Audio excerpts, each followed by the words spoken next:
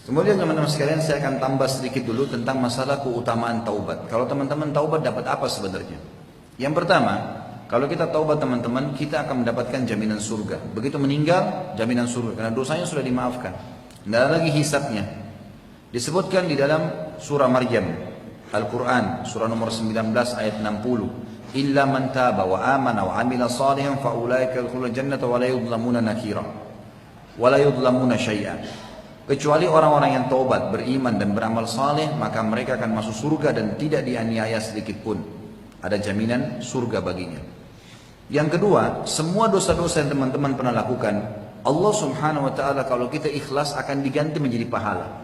Jadi misalnya kita pernah berbuat dosa apapun, maka kalau kita ikhlas, memang kita tidak tahu sebelumnya, lalu kita taubat, maka dosa-dosa itu diganti menjadi pahala. Allah sebutkan dalam surah Furqan, surah nomor 25 ayat 70. Illa man taba wa amana wa amila salihan fa ulaika yubaddilullahu sayyi'atihim hasanat wa kana Allah ghafurur rahima.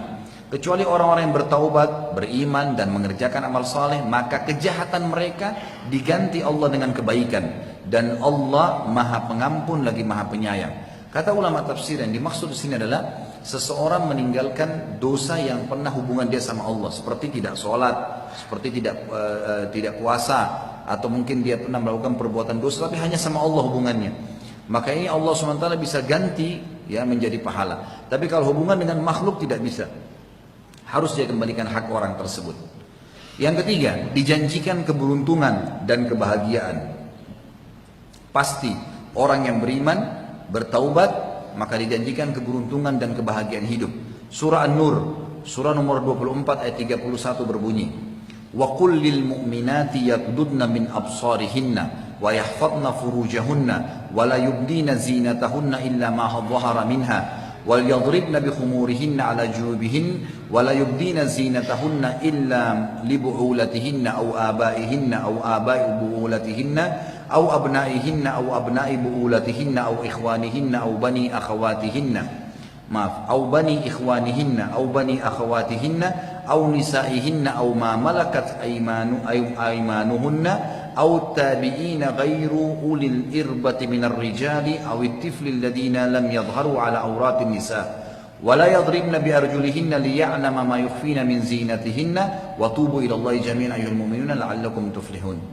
Katakanlah kepada wanita-wanita yang beriman, hendaklah mereka sekarang menahan pandangan mereka setelah taubat dan kemaluan mereka dari perbuatan yang haram, dan janganlah juga mereka menampakkan perhiasan mereka kecuali yang biasa tampak daripadanya, wajah dan telapak tangan.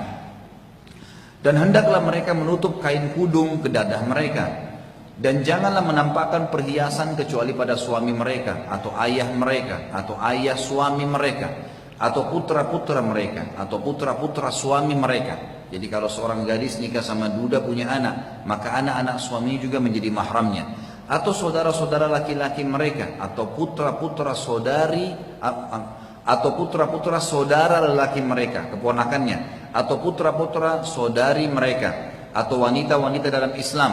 Dan saya pernah jelaskan, kalau perempuan dari leher ke atas, dari siku ke bawah, ke lengan, lutut ke bawah. Ini kalau sesama mahram bisa diperlihatkan, kalau sama suami tentu semuanya. Atau budak-budak yang mereka miliki, atau pelayan-pelayan laki-laki yang tidak memiliki keinginan terhadap wanita. Seperti misalnya kalau ada orang yang sudah tua sekali laki-laki itu, tetap bekerja, mungkin tukang kebunnya, umurnya sudah 70-80 tahun, memang tidak ada keinginan, maka ini masih boleh memperlihatkan bagian wajah dan telapak tangan, ya, ataupun mungkin dengan pakaian-pakaian yang tidak kelihatan umumnya. Misal bagian rambut ada yang kelihatan, ini sebagian ulama tafsir mengatakan dibolehkan.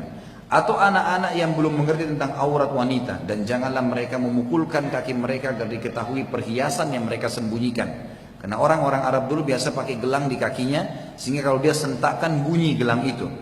Dan bertobatlah kalian semua kepada Allah. Simpulan terakhir adalah agar kalian beruntung. Beruntung di sini adalah bahagia. Akan Allah SWT bukakan pintu-pintu rezekinya, ya, pintu kebahagiaan dan ketentraman. Kemudian yang keempat, dijamin baginya pahala yang besar, pahala yang berlipat ganda dibandingkan dengan orang yang berdosa lalu masih buat dosa. Dia buat dosa tapi dia buat pahala. Tapi kalau ada orang taubat ditinggalkan dosa, maka pahalanya double dibandingkan orang yang masih dosa dan pahala. Allah berfirman dalam surah An-Nisa, surah nomor 4 ayat 146. A'udzu billahi minasyaitonir rajim. Illal ladzina tabu wa aslahu wa'tasamu billahi wa akhlasu dinahum lillahi faulaika ma'al mu'minin wa sawfa yu'tillahu al-mu'minina ajran 'azima. Kecuali orang-orang yang taubat dan memperbaiki keadaan mereka dan berpegang teguh pada agama Allah dan tulus ikhlas dalam mengerjakan agama mereka kepada Allah, maka mereka adalah bersama dengan orang-orang beriman dan kelak Allah akan memberikan kepada mereka pahala yang besar. Dan yang terakhir teman-teman sekalian adalah terbebaskan dari hukuman. Jadi hukuman-hukuman yang datang di akhirat lepas, siksa kubur lepas. Karena pernah saya jelaskan teman-teman pada pertemuan kita yang sebelumnya sebenarnya, kalau seseorang berbuat dosa dan tidak sempat dia bertaubat kepada Allah, dipastikan akan ada siksa kubur.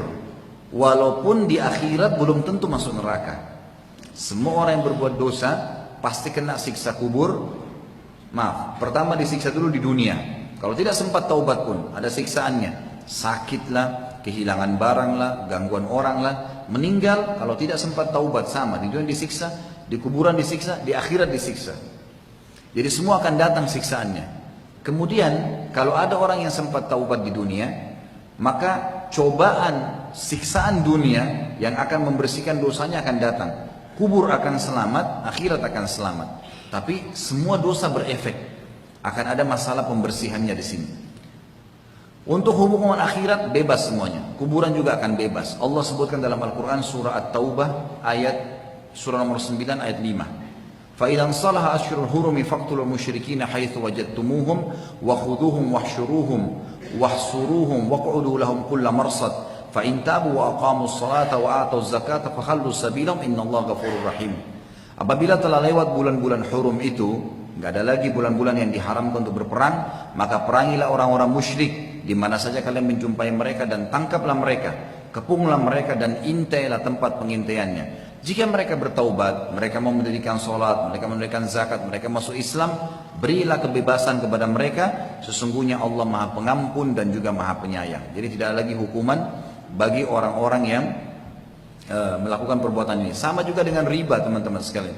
Orang yang pernah memakan harta riba, maka menjadi halal buat dia. Riba itu, kalau misal tadinya kita KPR, tidak tahu kalau hukumnya haram atau tidak, atau misalnya sudah terlanjur apa saja ya, meminjam uang dan seterusnya, atau pernah meminjamkan orang lain dengan bunga, kalau belum tahu hukum maka lepas dari hukuman kalau dia sudah taubat, tapi dengan syarat dia tidak mengulanginya lagi. Allah sebutkan di dalam surah Al-Baqarah 275, surah nomor 2 ayat 275. Ini teman-teman yang sudah makan riba atau pernah mungkin cicil rumah sudah terlanjur lunas atau belum lunas, caranya dilunasi dengan cara semampunya. Kalau lunas bisa alhamdulillah, kalau enggak dicicil tetap, tapi sudah tidak berdosa asal dia sudah taubat. Cicilan yang sisa dilanjutin sama dia, tapi dia sudah tidak berdosa riba lagi karena dia sudah taubat, tinggal menyelesaikan dan tidak buka pintu baru. Allah sebutkan tentang masalah itu di Al-Baqarah 275. A'udzu billahi minasyaitonir rajim. Alladzina ya'kuluna riba la yaqumuna illa kama yaqumul ladzi yatakhabbathu asyaitanu minal mas. Dzalika bi annahum qalu innamal bay'u mithlu riba wa halallahu al-bay'a wa harrama ar-riba. Faman ja'ahu maw'idhatun min rabbih wa fantaha falahu ma salafa amru ila Allah wa man 'ada fa ulaika ashabun nari hum fiha khalidun.